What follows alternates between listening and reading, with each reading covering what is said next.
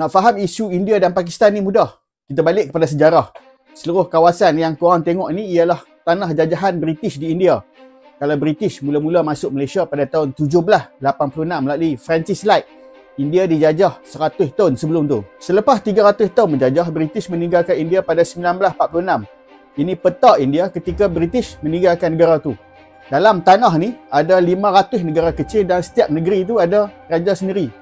British pecahkan tanah yang dijajah ni kepada dua bahagian, India dan juga Pakistan.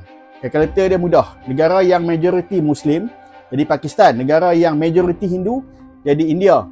Semua negeri ni tak ada masalah kecuali satu negeri kecil ni lah, iaitu Jammu dan Kashmir. Jammu dan Kashmir ni diperintah oleh Maharaja Hari Singh, seorang raja Hindu, tapi 70% daripada rakyat dia Muslim. Yang ni yang masalah tu. Maharaja Hari Singh ni pada awalnya nak kekalkan perlembagaan sendiri, tapi penduduk negerinya tak setuju.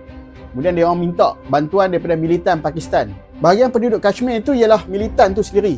Militan ni disebut sebagai dibantu oleh Pakistan daripada segi persenjataan dan juga latihan ketenteraan. Dia orang cuba untuk jatuhkan Maharaja Hari Singh. Maharaja Hari Singh kemudiannya terpaksa minta bantuan daripada India. India cakap, nak aku tolong boleh, tapi sign perjanjian Instrument of Accession. Perjanjian ni ialah perjanjian masuk ke negara India yang British buat sebelum ni. Jadi kat sini permulaan daripada segala konflik India dan Pakistan dan banyak tertubuhnya militan di Kashmir ni. Dia orang punya ideologi, Kashmir ni majoriti Muslim. Kenapa diperintah oleh pemimpin Hindu pula?